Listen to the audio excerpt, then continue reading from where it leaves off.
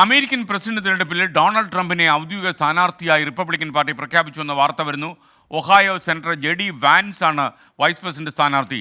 താൻ കൊല്ലപ്പെടേണ്ടതായിരുന്നുവെന്നും വധശ്രമത്തെക്കുറിച്ച് ആദ്യമായി ഡൊണാൾഡ് ട്രംപിൻ്റെ പ്രതികരണം വന്നു. ഔദ്യോഗിക രേഖകൾ കടത്തിയെന്ന ട്രംപിനെതിരെയുള്ള കേസ് ഫെഡറൽ കോടതി തള്ളിക്കളഞ്ഞു. മധു കൊട്ടാരക്കര അമേരിക്കയിൽ നിന്നും തത്സമയം ചേരുന്നു. മധു, ഗുഡ് മോർണിംഗ്. മധു, വിശദാംശങ്ങൾ.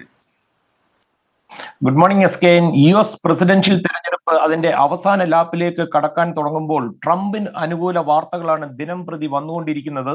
ഔദ്യോഗിക രേഖകൾ കടത്തി എന്ന് ആരോപിച്ച് ഡൊണാൾഡ് ട്രംപിനെതിരെ കേസ് ചാർജ് ചെയ്തതും അതുപോലെ സ്പെഷ്യൽ പ്രോസിക്യൂട്ടറായി ജാക്ക് സ്മിത്തിനെ നിയമിച്ചതുമൊക്കെ ഭരണഘടനാ വിരുദ്ധമാണെന്നാണ് ഫ്ലോറിഡയിലെ ഫെഡറൽ കോടതി ഇന്ന് വിധിച്ചിരിക്കുന്നത്.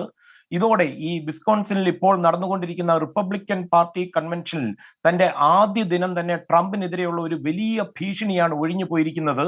അതേസമയം ഇപ്പോൾ മിൽവോക്കിൽ റിപ്പബ്ലിക്കൻ പാർട്ടിയുടെ ദേശീയ കൗൺസിൽ യോഗം അല്പസമയം മുമ്പ് ഡൊണാൾഡ് ട്രംപിനെ പാർട്ടിയുടെ ഔദ്യോഗിക സ്ഥാനാർത്ഥിയായി പ്രഖ്യാപിച്ചു.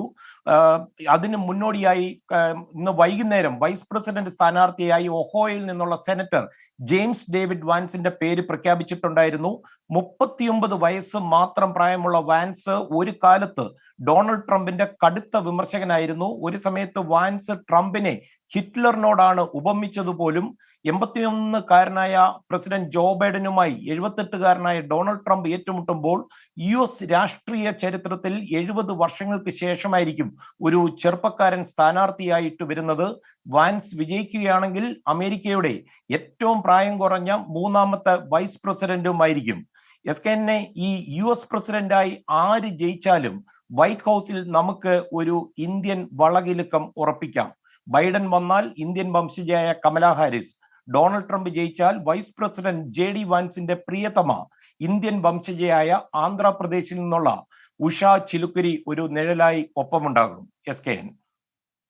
Okay, thank you Madhu Kottarakkara.